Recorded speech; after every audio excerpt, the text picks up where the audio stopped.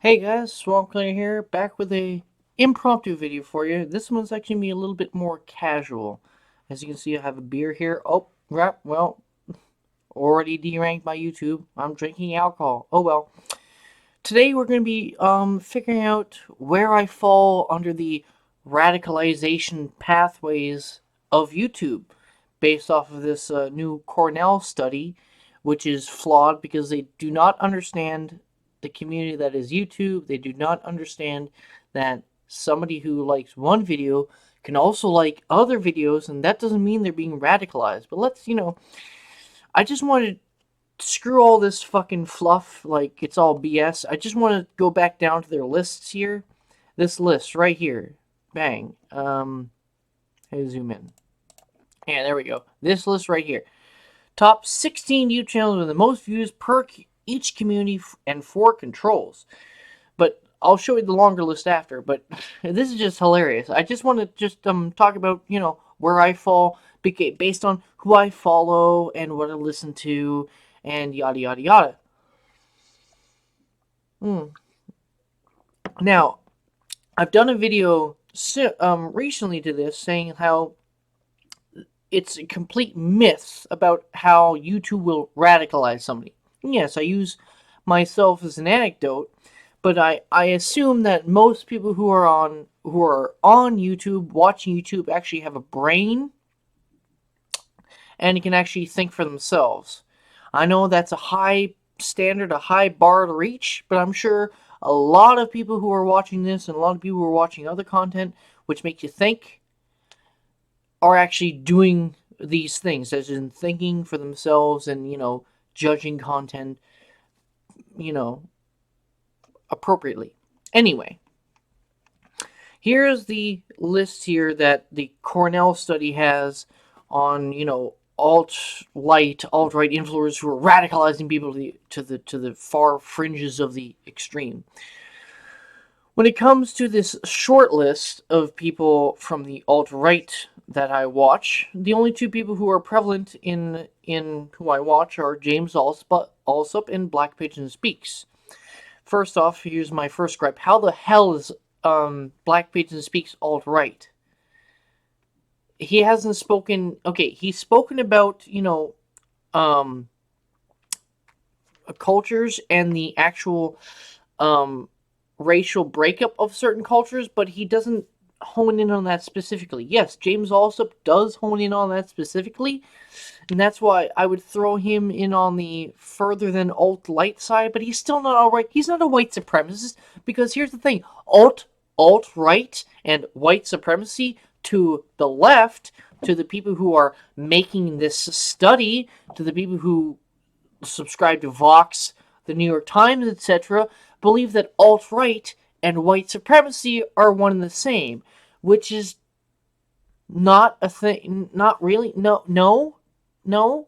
I mean, in my opinion, white supremacy. Okay, if you're going to be dealing in racial identity, racial politics, then in my opinion you're a racist, because the only way that you're thinking about like the racial aspects of things without like as a primary, okay, if you're looking at things as a through a racial context as the primary context, then I'm sorry, you're a racist. And that's what the left does. The intersectionality of the left does all the time. So the left, yeah, I've already written off the left as a bunch of racists. They hate Mexicans, they hate whites, they hate everybody who isn't aligned with their progressive ideology. It doesn't matter what color you are, okay? Like, they're just cultish mentality of their ideology, okay? And I can link a Tim Pool video to show you exactly that, and I will. But how the hell is Black Pigeon Speaks like alt-right? How, like, he doesn't speak about like white supremacy. He doesn't speak about the connection between the society and culture that America has or the West has with the majority of the color of the people that were creating that culture, like James Alsop does. James Alsop correlates the color of the people with the creation of the society, and that's where I have a disconnection with James Alsop. I disagree that if you believe in America, like liberty, freedom for all, and pursuit of happiness, it doesn't matter what color you are. But James also intrinsically ties American culture with the white people of Europe. I'm not disagreeing with that. I'm not disagreeing. Here's the thing: I'm not disagreeing with that. But I'm saying is that not all people of color have an antithetical or antithetical opinion of the West. A lot of these people just want to come here, become Western oriented, and just live their lives in happiness, freedom, liberty, pursuit of happiness. That has no color, in my opinion. So like when James Alsop and like Red Ice or something or Faith Goldie put color to a certain mindset, yes, I'm sorry, it seems a little bit racist. It seems like you're thinking about race, you're thinking about color. Why? Because you're kind of a racist. So yes, I'm going to say James Alsop thinks about color too much. He's got color on his mind too much.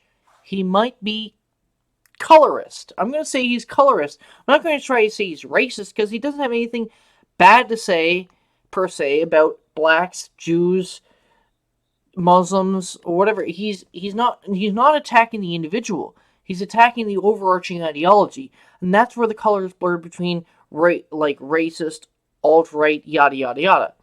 Okay, back to the actual content of what I'm trying to talk about here. See this? Okay, alt-right. Who do I follow here? I watch James Alsop Black Pigeon Speaks. Black Pigeon Speaks is not alt-right. He's alt-light. And here's how we can break down this entire thing in its entirety. Tim Pool focused on this in his video that I saw earlier today.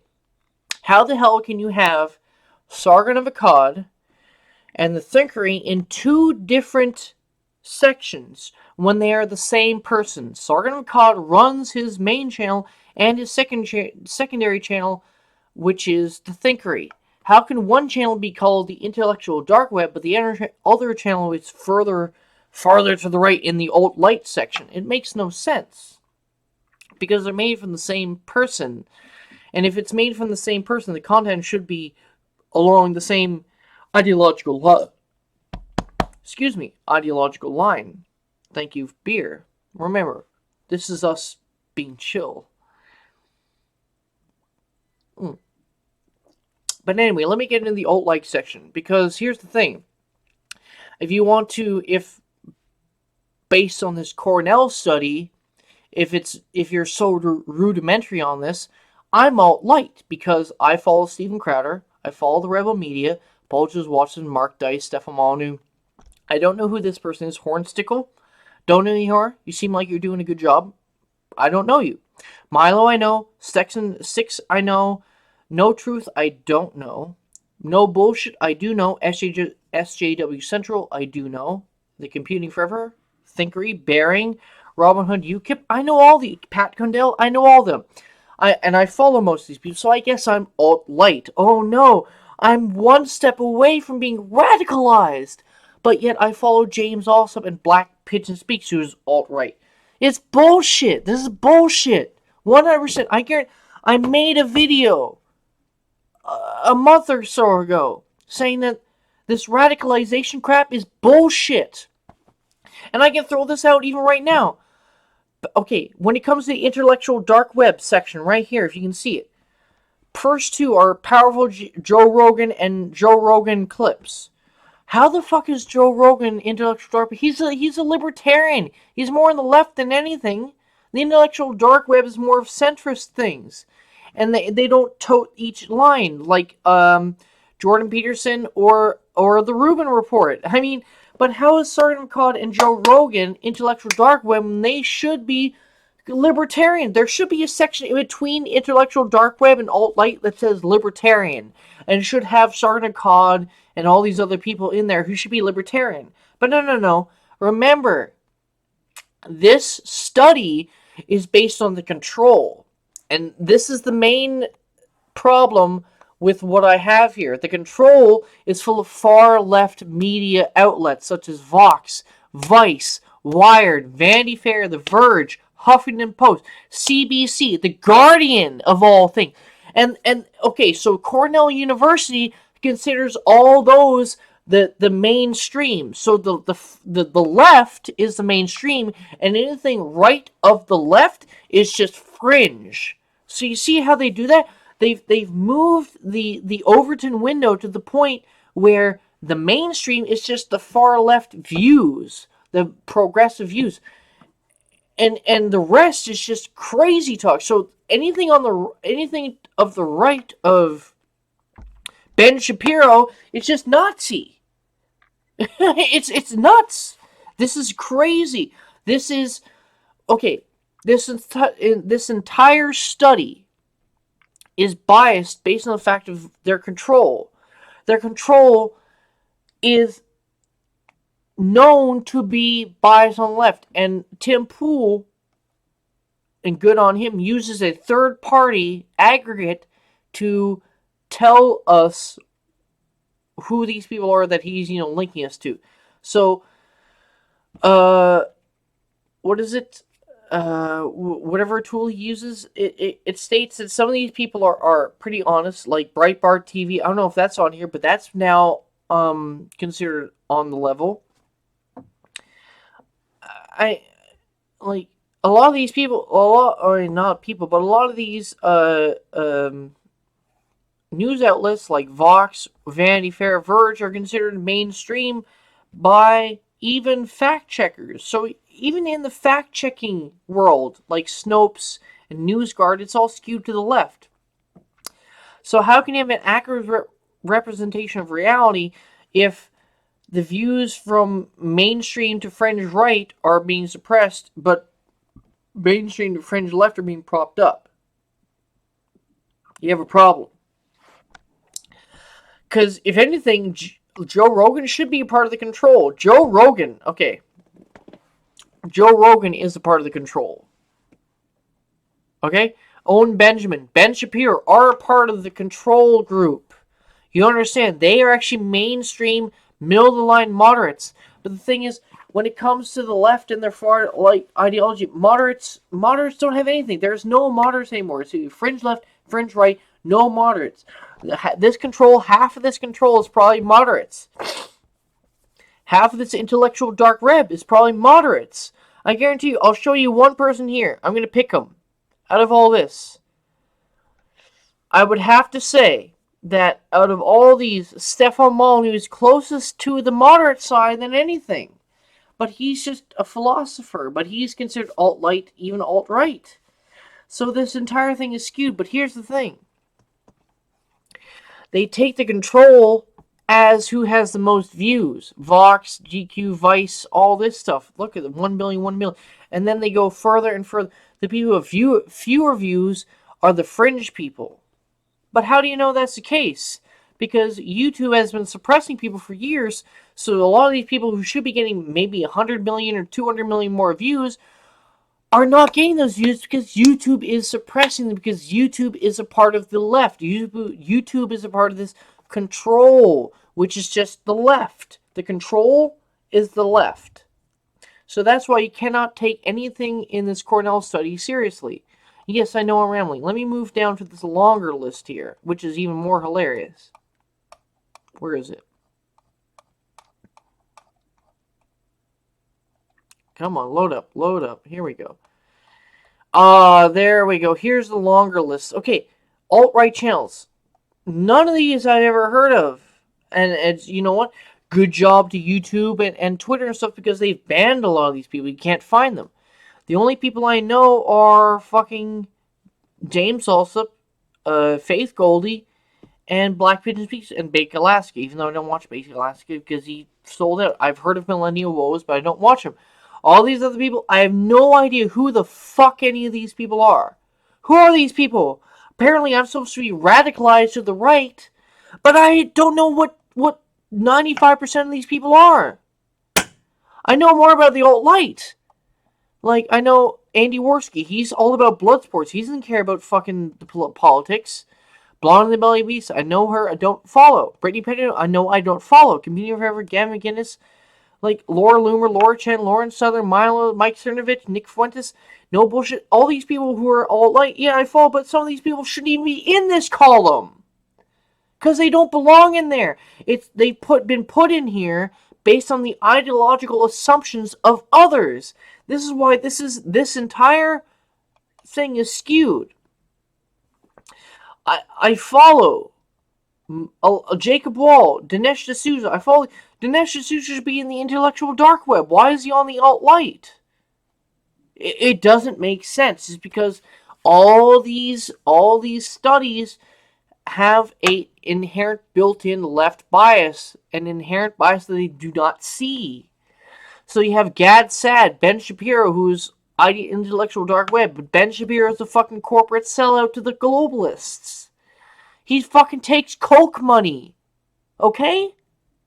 See, like, a lot. Okay, some of these people who are considered alt-right or intellectual dark web are actually leftist ideologists or, like, fence sitters who I have no respect for.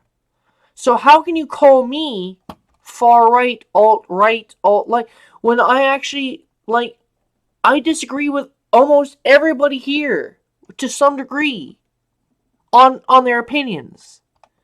So there's no way. This is bullshit.